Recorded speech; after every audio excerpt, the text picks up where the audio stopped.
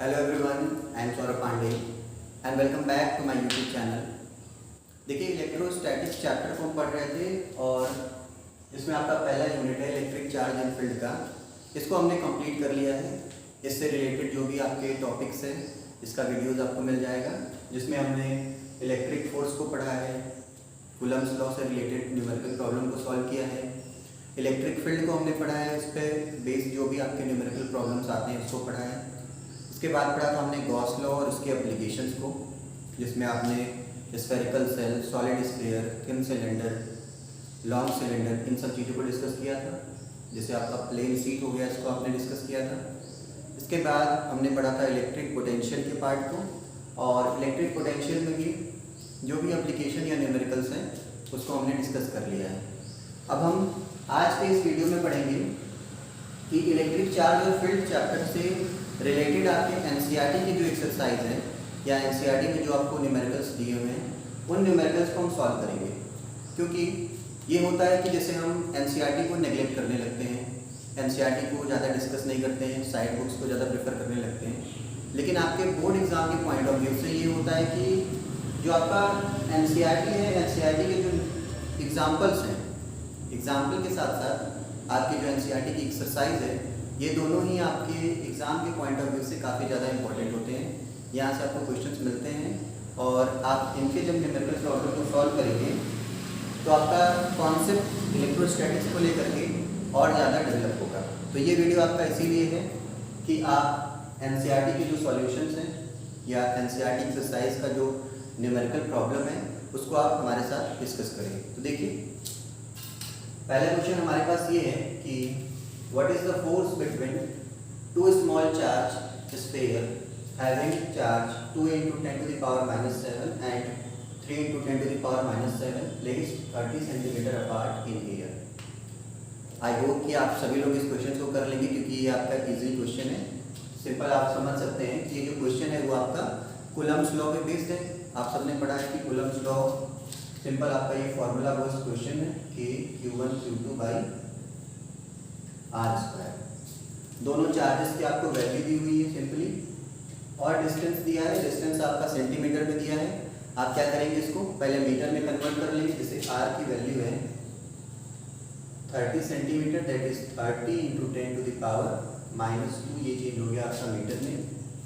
इन values को जब हम इस फॉर्मूले में पुट करेंगे, that is 2 into 10 to the power minus 7, 3 into 10 to the power minus 7 divided by R square, मतलब ये हो जाएगा 30 into 10 to the power minus 2 का होल स्क्वायर। अब आप इसमें मैथमेटिक्स यूज करेंगे और ये क्वेश्चन आपका सॉल्व हो जाएगा। ये हो जाएगा आपका 2 into 10 to the power minus 7 into 3 into 10 to the power minus 7। इसको हम लिख सकते हैं 30 इंटू 10 टू द पावर, ये स्क्वायर ओवर के माइनस 2। जैसे ही आप इसको सॉल्व कर लीजिए, ये देखिए 3 से 3 10 जा कैंसिल हो गया, 2 5 जा 10 कैंसिल हो जाएगा।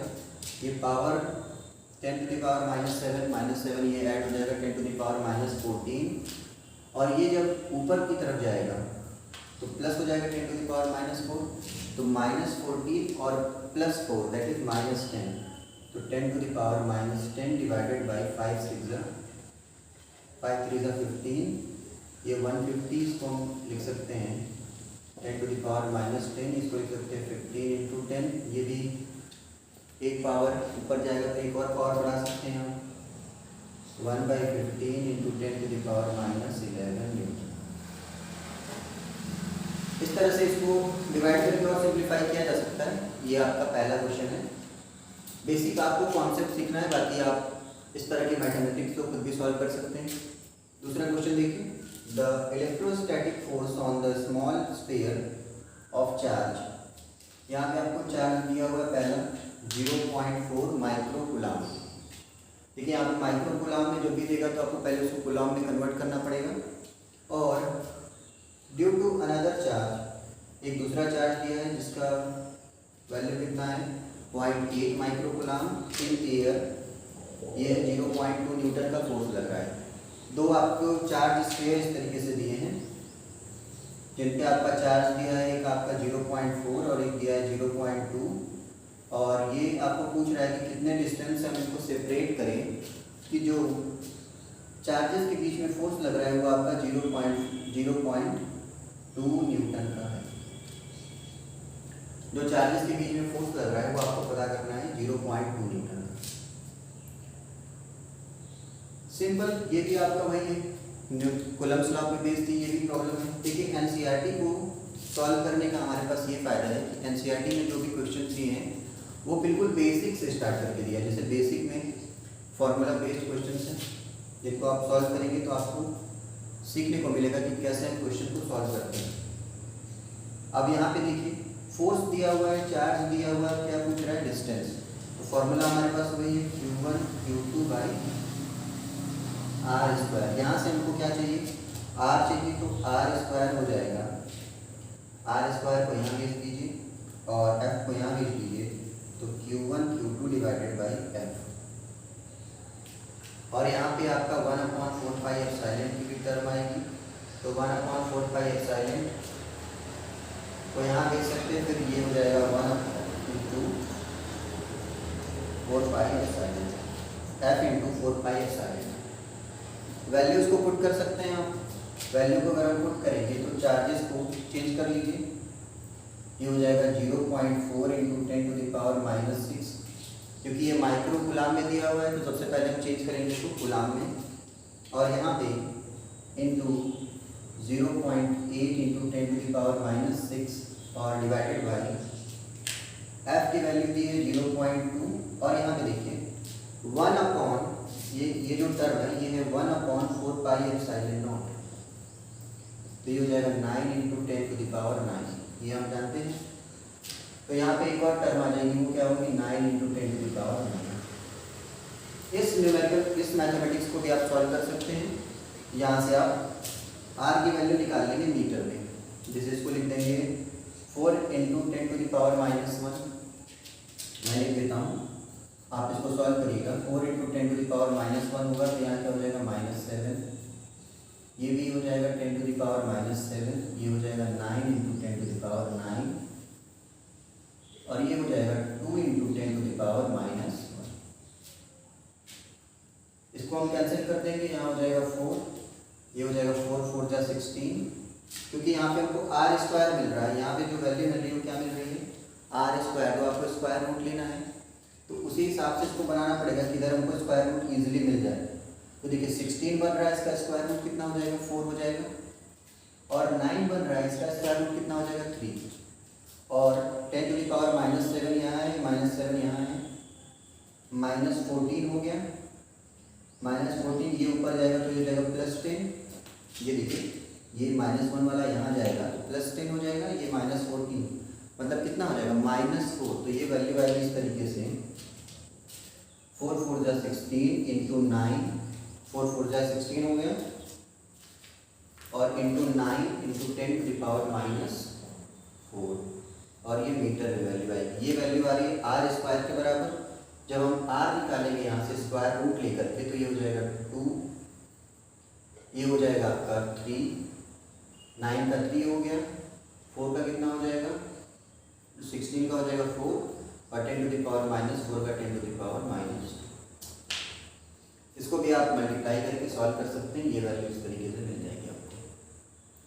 तो हम एनसीईआरटी के न्यूमेरिकल प्रॉब्लम को सॉल्व कर रहे हैं, बस आपको क्वेश्चंस को अटेम्प्ट करने के लिए कि आप किस तरह से क्वेश्चंस को अटेम्प्ट करेंगे, और आप एनसीईआरटी को भी पढ़ते रहें या नेग्लेक्ट न करें, इसके लिए। थर्ड क्वेश्चन देखिए, थर्ड क्वेश्चन आपका यहाँ लिखा है मैंने, थोड़ा आप अपने साथ एनसीईआरटी की बुक भी रख सकते हैं, क्योंकि हो सकता है अगर मान लीजिए आपको बोर्ड में कुछ पढ़ने में प्रॉब्लम हो, या फिर कोई आपको वर्ड ना समझ में आए, या कोई क्वेश्चन ना समझ में आए जो लिखा हुआ है, तो आप अपने बुक से भी देख सकते हैं, बाकी सॉल्यूशन आप यहाँ से देख सकते हैं, समझ सकते हैं। देखिए एक आपको चेक द रेशियो, एक आपको रेशियो दिया है Ke² divided by capital G mass of electron, mass of proton. Capital G आपने ग्रेविटेशन चैप्टर में जब पढ़ा था, ग्रेविटेशन चैप्टर में आपका था यूनिवर्सल लॉ ऑफ ग्रेविटेशन, जिसमें वैल्यू आई थी F = G यहाँ पे दिया है, चेक करना है कि ये एक डायमेंशनलेस क्वांटिटी है। तो सबसे पहले हम इन सबका यूनिट लिख लेते हैं। यूनिट अगर कैंसिल हो जाएगा, कुछ बचेगा नहीं, तो डायमेंशन भी कितना हो जाएगा, ये डायमेंशनलेस क्वांटिटी हो जाएगी। जैसे कि ये इलेक्ट्रोस्टैटिक फोर्स कांस्टेंट, इसकी यूनिट आप सब जानते हैं, न्यूटन मीटर स्क्वायर और कूलाम इनवर्स। कूलाम ये हो जाएगा स्क्वायर। ये आपका चार्ज है तो ये उसका कूलाम स्क्वायर हो जाएगा इसी तरीके से। कैपिटल जी का आप जानते हैं, न्यूटन मीटर स्क्वायर और क्या हो जाएगा, केजी और पावर -2। जैसे यहाँ पे कूलाम पावर -2 है, वहाँ पे क्या हो जाता है, केजी पावर -2। और अगर हम लिखना चाहें मास ऑफ इलेक्ट्रॉन तो केजी और मास ऑफ प्रोटॉन भी क्या हो जाएगा, केजी। ये केजी स्क्वायर है, ये -2 है, तो ये कैंसिल आउट हो गया, ये कैंसिल आउट हो गया और ये कैंसिल आउट हो गया। मतलब यहाँ पे क्या वैल्यू मिली, 1। इसका मतलब इसको अगर डायमेंशन की फॉर्म में हम चेंज करें तो क्या मिलेगा, m0 l0 और t0। That means the given ratio is a dimensionless quantity. तो ये कुछ 3 क्वेश्चन थे स्टार्टिंग के। अब हम आगे के क्वेश्चन को डिस्कस करेंगे। एनसीईआरटी से हम प्रॉब्लम को सॉल्व कर रहे हैं। ये आपका क्वेश्चन नंबर 4 है। स्टार्टिंग के 3 क्वेश्चन को हम डिस्कस कर चुके हैं। देखिए 4th क्वेश्चन हमारे पास ये है कि explain electric charge is quantized. जब आप इलेक्ट्रिक फील्ड की प्रॉपर्टीज़ को पढ़ रहे थे वहाँ पे आपने पढ़ा था कि जब आपने पढ़ा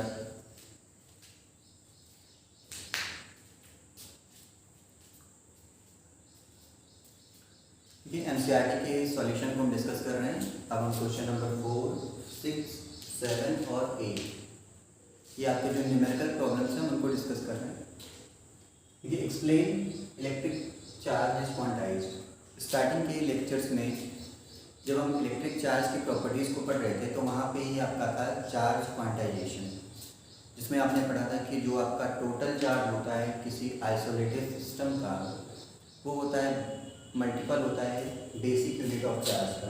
दैट इज फार्मूला आपने पढ़ा था Q = ±NE, जहाँ पे E की वैल्यू होती है 1.6 × 10⁻⁻19 coulomb basic unit of charge, जिसको हम इलेक्ट्रॉन के लिए माइनस और प्रोटॉन के लिए प्लस, तो ये हो सकता है ±1.6 10⁻⁻19 कूलाम।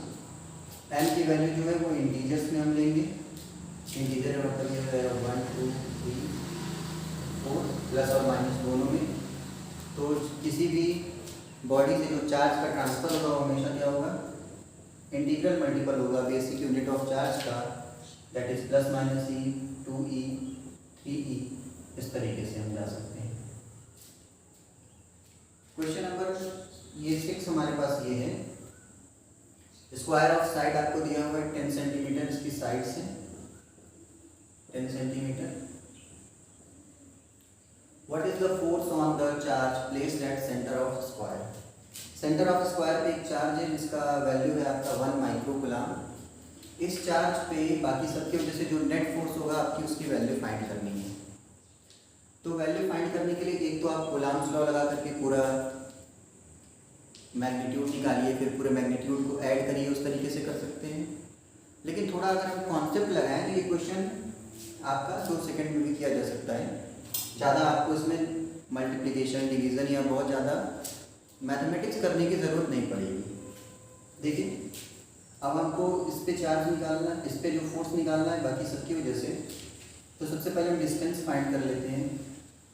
मान लीजिए ये आपका AB एक डायगोनल है और CD दूसरा डायगोनल है। तो जो AB की वैल्यू होगी that is equal to CD, और आपको पता है जो स्क्वायर है उसका हम डायगोनल निकालें तो क्या आ जाएगा 10√।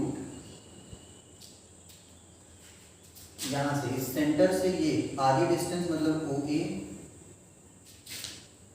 OB OC और OD ये डायगोनल के हाफ के बराबर है। तो सबकी डिस्टेंस कितनी आ गई 10/√2 सेंटीमीटर। ये डिस्टेंस हमको चाहिए क्योंकि दो चार्ज के बीच में अगर फोर्स निकालना है तो उन दोनों चार्जेस के बीच में फोर्स के लिए हमको डिस्टेंस की जरूरत पड़ेगी। तो OA इन दोनों के बीच OC OB और OD डिस्टेंस हमको पता चाहिए 10/√2 सेंटीमीटर। अब आप चाहें तो पूरा कूलम्स लॉ का फार्मूला लिखिए, फिर उसको आप न्यूमेरिकल प्रॉब्लम करिए, फिर मैथमेटिक्स करिए और मैग्नीट्यूड निकालिए। लेकिन यहाँ पे अगर हम डायरेक्शन देख लेते हैं कि ये 1 कूलाम और ये 2 कूलाम दोनों चार्ज क्या हैं, पॉजिटिव पॉजिटिव चार्ज है, तो मतलब इनके बीच में क्या होगा, रिपल्सन होगा। तो ये इससे लगने वाली जो फोर्स की डायरेक्शन होगी ये आउटवर्ड की तरफ, इधर ये भी आपका सेम है तो ये भी आउटवर्ड। ये दोनों चार्जेस जो लग रहे हैं वो सेम मैग्नीट्यूड के हैं लेकिन अपोजिट डायरेक्शन। जैसे मैं इसको लिख लूँ FA और इसको लिख लेता हूँ FB, एक दूसरे को ये कैंसिल कर देंगे। और यहाँ पे ये -5 के जो चार्जेस हैं, -5 माइक्रोकूलाम के, ये क्या है, ये पॉजिटिव है, ये नेगेटिव है। जब आपका चार्ज पॉजिटिव और नेगेटिव हो गया तो फोर्स की डायरेक्शन अट्रैक्शन वाला हो जाएगा और यहाँ पे भी क्या होगा, अट्रैक्शन होगा। तो ये दोनों फोर्सेस भी अपोजिट नेचर के आपको दिख रहे हैं। जब ये दोनों भी फोर्सेस अपोजिट नेचर के हैं, सेम मैग्नीट्यूड के हो जाएंगे, तो ये FC और FD, यहाँ पे मैं लिख सकता हूँ FA that is equal to FB and FC that is equal to FD। मतलब जो नेट फोर्स होगा वो पूरा कैंसल आउट हो जाएगा। तो नेट फोर्स कितना आ गया, 0 न्यूटन। इसके लिए आपको ज़्यादा मैथमेटिक्स करने की कोई ज़रूरत नहीं पड़ेगी, डायरेक्टली भी हम इस क्वेश्चन को सॉल्व कर सकते हैं।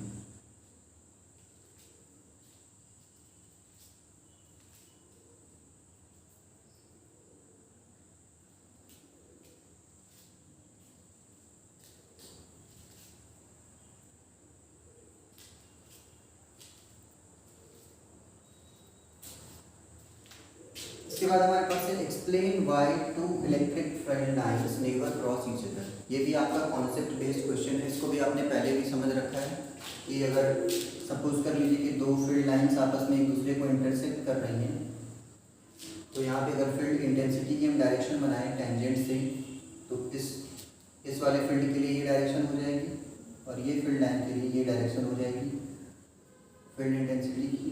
तो एक ही पॉइंट पे फील्ड इंटेंसिटी की आपको 2 डायरेक्शन मिल गई टेंजेंट से, जो कि पॉसिबल नहीं है। एक पॉइंट पे आपका 2 डायरेक्शन नहीं हो सकता है।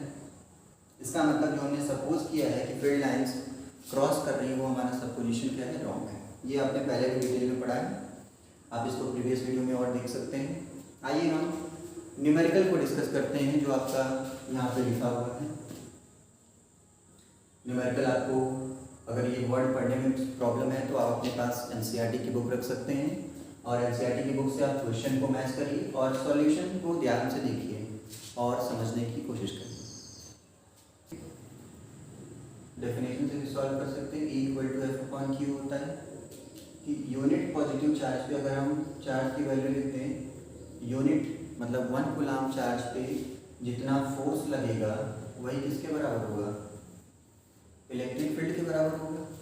तो जो 2 चार्जेस हैं इस तरीके से आपको दिया है, 3 माइक्रोकूलाम और -3 microcoulomb separated by distance 20 centimetre. Suppose करिए इसके मिड पॉइंट पे आपने एक यूनिट पॉजिटिव चार्ज रख दिया है जिसकी वैल्यू कितनी है, 1 माइक्रोकूलाम है। तो इन दोनों चार्जेस के बीच में जितना फोर्स लगेगा, या फिर हम बोल सकते हैं इन दोनों चार्जेस के बीच में जितना फोर्स लगेगा वह किसके बराबर हो जाएगा, इलेक्ट्रिक फील्ड के बराबर। इलेक्ट्रिक फील्ड हम लिख सकते हैं, देखिए इन दोनों के बीच में ये दोनों सेम मैग्नीट्यूड के हैं तो इसको हम डबल कर सकते हैं तो पूरा वैल्यू एक साथ मिल जाएगा हमको। चार्ज मतलब QA मान लीजिए एक पॉइंट पे रखा है और unit charge upon 4πε0 r²। Double क्यों किया हमने, क्योंकि इन दोनों के बीच में लगने वाला फोर्स या इन दोनों के बीच में लगने वाला फोर्स का मैग्नीट्यूड क्या है, बराबर है। बस फिर डायरेक्शन क्या है, ये है पॉजिटिव चार्ज से नेगेटिव चार्ज की तरफ फील्ड की डायरेक्शन। तो 2Q की वैल्यू है 3 × 10⁻⁻6 × 1, यहाँ से 1/4πε को लिख सकते हैं 9 × 10⁻9 और यहाँ पे है r²। ये देखिए यहाँ से यहाँ तक पूरा 20 है, हाफ कितना हो जाएगा 10, तो इसको हम लिख सकते हैं 10⁻⁻1 का स्क्वायर। इसको हमने चेंज कर दिया यहाँ से। अब हम वैल्यू को पुट कर सकते हैं अगर हम वैल्यूज को पुट इसको हम सॉल्व करेंगे तो ये आपका आ जाएगा, देखिए इधर 6 9 54 और ये हो जाएगा 11 -5। इसको लिख सकते हैं 5.4 × 10⁶ न्यूटन पर कूलाम। ये वैल्यू आपको मिल जाएगी यहाँ से इलेक्ट्रिक फील्ड की। इसके बाद आपसे पूछ रहा है कि नेगेटिव चार्ज इतने मैग्नीट्यूड का प्लेस किया गया है इस इलेक्ट्रिक फील्ड में, तो फोर्स बताइए कितना लगेगा। फोर्स आपको पता है, चार्ज और फील्ड को मल्टीप्लाई कर देंगे तो चार्ज कितना है -1.5 × 10⁻⁹ और फील्ड कितना है 5.4 × 10⁶। इसको आप सॉल्व करेंगे तो न्यूटन में किसकी वैल्यू आ जाएगी, इस चार्ज पे लगने वाले फोर्स की इस इलेक्ट्रिक फील्ड में। इसकी डायरेक्शन कहाँ है, अलोंग, ये आपका O है तो इसको हम लिख सकते हैं OB के अलोंग, लेकिन ये इसके अपोजिट है तो ये क्या हो जाएगा अलोंग BO, अपोजिट डायरेक्शन, क्योंकि आपका नेगेटिव चार्ज है तो फील्ड की अपोजिट डायरेक्शन में उस पर फोर्स लगेगा। तो ये आपके क्वेश्चंस थे, क्वेश्चन नंबर 4 से लेकर के क्वेश्चन नंबर 8 तक। आप इन क्वेश्चन को नोट कर सकते हैं। अब हम नेक्स्ट क्वेश्चन को डिस्कस करेंगे। एनसीईआरटी सॉल्यूशन को हम पढ़ रहे थे, इसमें अब हम डिस्कस करेंगे क्वेश्चन नंबर 9, 10, 11 और 13। क्वेश्चन नंबर 9 हमारे पास ये है कि सिस्टम चार्ज लोकेटेड, चार्ज है तो आपको दिए हुए ये QA और QB ये लोकेटेड है, इनका आपको कोऑर्डिनेट दिया हुआ है 0, 0 + 15।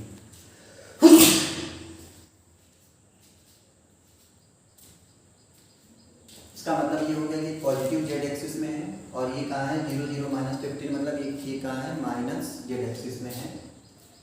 एक्स कोऑर्डिनेट और वाई कोऑर्डिनेट 0 है। आपको बताना है टोटल चार्ज, टोटल चार्ज ये देखिए, टोटल चार्ज आपको दिख रहा होगा यहाँ से कि यहाँ पे डाइपोल का फॉर्मेशन हो रहा है, इक्वल और अपोजिट चार्ज। तो किसी भी डाइपोल में जो टोटल चार्ज होता है उसकी वैल्यू 0 होती है, आप सबको पता है, तो टोटल चार्ज होगा 0। इसके बाद ये डाइपोल मोमेंट, डाइपोल मोमेंट होता है चार्ज मल्टीप्लाइड बाय डिस्टेंस, कि किस डिस्टेंस से चार्ज को आपने सेपरेट किया हुआ है उसमें आप मल्टीप्लाई कर दीजिए तो डाइपोल मोमेंट आ जाएगा। चार्ज कोई भी चार्ज ले लीजिए 2.5 10⁻⁻⁷, डिस्टेंस देखिए 15 + 15 और -15 ऐड करेंगे तो टोटल कितना हो जाएगा 30 × 10⁻⁻², क्योंकि ये सेंटीमीटर में दिया हुआ है, सेंटीमीटर में आपको दिया था ये, तो यहाँ से आप इसको मल्टीप्लाई कर सकते हैं। अगर इसको मल्टीप्लाई करें तो मल्टीप्लाई करके यहाँ से आप डाइपोल मोमेंट निकाल सकते हैं। मल्टीप्लाई करेंगे 3 5 या फिर 2.5 × 3 × 10 × 10 टू द पावर ये -7 और -2 कितना हो जाएगा -9, 3 5 15, 5 कैरी 1 हो जाएगा, 3 2 6 और 1 7.5, 10 टू द पावर 1 और 10 टू द पावर -9 का मतलब क्या हो गया 10 to the power -8 newton metre. Dipole moment का जो यूनिट होता है वो होता है newton metre. Question number 10, question number 10 का सॉल्यूशन देखिए। डाइपोल मोमेंट आपको दिया हुआ है, कितना दिया है 4 × 10 to the power -9। Electric field आपको दिया है 5 × 10 टू द पावर 4। एंगल आपको दिया हुआ है 30 डिग्री। टॉर्क आपने पढ़ा था कि किसी भी अगर हम डाइपोल को यूनिफॉर्म इलेक्ट्रिक फील्ड में जब हम प्लेस करते हैं तो उस पर एक टॉर्क एक्सपीरियंस होता है, जिस टॉर्क का फॉर्मूला आपने डिराइव कर रखा है, क्या होता है PE sin थीटा। पढ़ा है आपने इसको, PE sin थीटा को डिराइव भी किया है आपने, काफ़ी इंपॉर्टेंट इसका डेरिवेशन भी है। तो PE sin थीटा में जब हम वैल्यूज पुट करेंगे P की 4 × 10 to the power -9, electric field हो जाएगा 5 × 10 to the power 4 sin theta. Theta की वैल्यू आपको कितनी दी है 30 डिग्री, sin 30 दैट इज 1/2, ये हो जाएगा 2 2 4 5 2 10। सिंपल सॉल्व कर लेंगे आप इसको। नेक्स्ट क्वेश्चन में सॉल्व करता हूँ। नेगेटिव चार्ज दिया हुआ है, चार्ज की वैल्यू नेगेटिव में दी है -3 × 10 to the power -7। Number of electron transfer, कितने नंबर ऑफ इलेक्ट्रॉन ट्रांसफर होंगे ये चार्ज अगर है तो चार्ज क्वांटाइजेशन यूज कर लीजिए, Q equal to minus n e. Number निकालना है तो n इक्वल टू हो जाएगा कितना, minus q divided by minus e, क्योंकि आपको नेगेटिव चार्ज दिया है तो माइनस यूज करेंगे, माइनस माइनस कैंसिल वैसे हो जाएगा। यहाँ से 3 into ten to the power minus 7 और ये हो जाएगा 1.6 into ten to the power minus 19 coulomb. ये भी गुलाम में, ये गुलाम तो कैंसिल हो गया, डिवाइड कर लेंगे नंबर आपको मिल जाएगा वहाँ से। तो ये था आपका क्वेश्चन नंबर 9, 10 और 11। यहाँ पे एक और क्वेश्चन, ये अच्छा क्वेश्चन है। क्वेश्चन नंबर 12 आपका फॉर्मूला बेस्ड था तो उसको मैंने नहीं किया, फॉर्मूला सिर्फ आप कूलम्स लॉ का यूज़ करके सॉल्व कर सकते हैं। क्वेश्चन नंबर 13 देखिए, दो चार्ज स्फीयर दिए हुए हैं जिन पे चार्ज कितना है 6 पॉइंट, इस तरीके से ये आपका क्यू ए एक चार्ज स्फीयर है, क्यू बी दूसरा चार्ज स्फीयर है, और third charge of same size is brought in contact with first and then with second. पहले एक थर्ड स्फीयर आपके पास है जो कि अनचार्ज है। अब हमारे पास क्वेश्चन नंबर 15 और नेक्स्ट क्वेश्चन हमारे पास ये है। देखिए क्वेश्चन नंबर 15 जो है इसमें आपको यूनिफॉर्म इलेक्ट्रिक फील्ड दिया हुआ है 3 × 10⁻³ what is the electric flux of the field through a square of side 10 centimetre. Square है उसकी साइड कितनी है 10 सेंटीमीटर है, पैरेलल टू YZ प्लेन। यहाँ से हम फ्लक्स निकालना चाहते हैं जिसका हम फॉर्मूला जानते हैं E A cos थीटा होता है। इसका मतलब हमको एरिया चाहिए, एरिया स्क्वायर प्लेन की जिसका साइड 10 सेंटीमीटर है, तो हमको मीटर में एरिया चाहिए तो कितना हो जाएगा 10⁻⁻² metre square. Electric field 3 × 10⁻³ area 10⁻⁻² cos theta. अब थीटा की वैल्यू इलेक्ट्रिक फील्ड और नॉर्मल वेक्टर के बीच में चाहिए हमको। देखिए आपका प्लेन कहाँ है, YZ प्लेन में है, इलेक्ट्रिक फील्ड कहाँ है आई कैप मतलब एक्स एक्सिस में है, तो यहाँ पे थीटा की वैल्यू कितनी हो जाएगी 0, क्योंकि वो YZ प्लेन में है, वो आई कैप में है, तो थीटा 0 हो गया, तो cos 0 डिग्री, cos 0 1 हो जाएगा, 3 × 10 ये हो जाएगा 30 फ्लक्स। फ्लक्स का मतलब क्या हो जाएगा न्यूटन पर कूलम और मीटर स्क्वायर। यहाँ पे नेक्स्ट क्वेश्चन देखिए,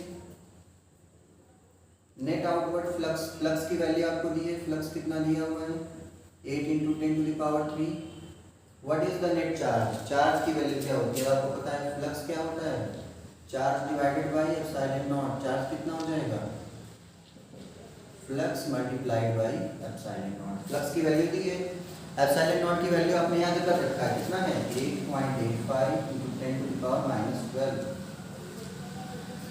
ये वैल्यू से इसको मल्टीप्लाई कर दीजिए, आपको नेट चार्ज आ जाएगा। Question number 18 electric flux through one phase. One phase का मतलब इस पूरे क्यूब में ये क्यू चार्ज इंक्लूज थे, तो आपको बताना है कि इस स्क्वायर से या किसी भी एक फेज से, ये फेज अगर निकालें तो ये फेज इस तरीके से आएगा स्क्वायर के फॉर्म में, इससे कितना इलेक्ट्रिक फ्लक्स पास होगा। तो गॉस लॉ से हमने पढ़ा है कि जो टोटल चार्ज इंक्लोज होता है उससे अगर हम फ्लक्स निकालें तो कितना हो जाएगा Q अपॉन एप्सिलॉन नॉट। मतलब ये जो क्लोज्ड सरफेस पूरा क्लोज्ड क्यूब जिससे फ्लक्स की वैल्यू अगर निकालनी है कितनी है Q बाई एप्सिलॉन नॉट, लेकिन टोटल से नहीं पूछ रहा है, आपसे क्या पूछ रहा है केवल वन फेज से, तो थ्रू वन फेज। देखो इसको हम बोल सकते हैं कि टोटल क्यूब से मतलब 6 फेज से कितना फ्लक्स पास हो रहा है Q अपॉन एप्सिलॉन नॉट, तो एक फेज से कितना हो जाएगा Q अपॉन 6 से डिवाइड कर देंगे 6 एप्सिलॉन नॉट। 6 फेज जो है क्यूब के उससे कितना पास हो रहा है Q अपॉन एप्सिलॉन नॉट, एक फेज से कितना होगा Q upon epsilon not divided by 6। ये क्वेश्चन नंबर था आपका 18। क्वेश्चन नंबर 21, बीच के जो क्वेश्चन हैं वो इससे सिमिलर होंगे, आप उसको खुद सॉल्व कर सकते हैं। A conducting sphere of radius, एक कंडक्टिंग स्फीयर दिया हुआ है जिसका रेडियस कितना है 10 सेंटीमीटर एज अननोन चार्ज। इस पे चार्ज आपको निकालना है। Electric field 20 centimetre of sphere is, देखिए हमने 3 केस डिस्कस किया था इलेक्ट्रिक फील्ड के लिए। सॉलिड स्फीयर के केस में, एक आउटसाइड, तो ये 20 सेंटीमीटर जो गॉसियन सरफेस है वो कितने का है 20 सेंटीमीटर, मतलब आउटसाइड द सेल की बात कर रहे हैं यहाँ पे। Outside the cell electric field की वैल्यू दी है, कितनी दी है 5 × 10⁻³ स्मॉल आर कितना दिया हुआ है 20 × 10⁻²। यहाँ लिख सकते हैं, इसको लिख देते हैं 20 centimetre. What is the net charge? Electric field outside the sphere का फॉर्मूला आपको याद करना पड़ेगा, Q/4πε0 स्मॉल आर का स्क्वायर। स्मॉल आर कितना है 20 सेंटीमीटर है, आपको चार्ज चाहिए तो ये हो जाएगा Q = E × 4πε0 × r²। ये वैल्यू आपको मिल जाएगी सॉलिड स्फीयर के लिए। वैल्यूज को आप पुट कर सकते हैं, इसको सॉल्व कर सकते हैं इजीली। यहाँ पे क्वेश्चन नंबर 23 देखिए, an infinite line charge produce electric field. इतना इलेक्ट्रिक फील्ड प्रोड्यूस करता है इनफाइनाइट लाइन चार्ज, मतलब लीनियर चार्ज डेंसिटी वाला फॉर्मूला कितना लगेगा E = λ/2πε0r। ये फॉर्मूला आपको याद करना पड़ेगा। लीनियर चार्ज डेंसिटी के लिए होता है E = λ/2πε0r। यहाँ से आपको क्या पूछ रहा है, calculate the linear charge density. Linear charge density मतलब λ E × 2πε0r। वैल्यूज आपको दी हुई है इलेक्ट्रिक फील्ड की, डिस्टेंस की, और 1/4πε0 कितना होता है आपको पता है 9 × 10⁹, तो ये आप निकाल के मल्टीप्लाई कर सकते हैं। क्वेश्चन नंबर 24, दो आपको इस तरीके से प्लेन शीट दिए हुए हैं जिसका आपका कितना दिया हुआ है इलेक्ट्रिक फील्ड, फर्स्ट प्लेन के लेफ्ट साइड में, फिर दोनों प्लेन के बीच में, और सेकंड के राइट साइड में। तो ये भी आपको पता है इधर कितना होता है 0, इधर कितना होता है σ/ε0, और इधर क्या होता है 0। तो electric field between the plane कितनी वैल्यू आ गई σ/ε0। ये कैसे कैलकुलेट करते हैं, कैसे ये σ/ε0 आया, इसके लिए आपके पास एक डेरिवेशन है जिसको आप प्रीवियस वीडियोस में या फिर आप प्लेलिस्ट में जाकर के देख सकते हैं इलेक्ट्रोस्टैटिक्स में। तो ये था हमारा कंप्लीट सॉल्यूशन जिसमें हमने एनसीईआरटी की एक्सरसाइज को सॉल्व किया है, जो कि आपका electric charge and field chapter से है। आई होप कि आपने ये पूरा देखा होगा और पूरे क्वेश्चन को आपने समझा होगा। जहाँ पे आपको नहीं समझ में आया है या फिर कोई क्वेश्चन जहाँ पे आपका कॉन्सेप्ट क्लियर नहीं हो पाया है या फिर आपका आंसर नहीं आ रहा है न्यूमेरिकल को सॉल्व करने पे, तो आप उसको कमेंट कर सकते हैं, कमेंट करके बता सकते हैं। Thank you for watching and please share with your friends.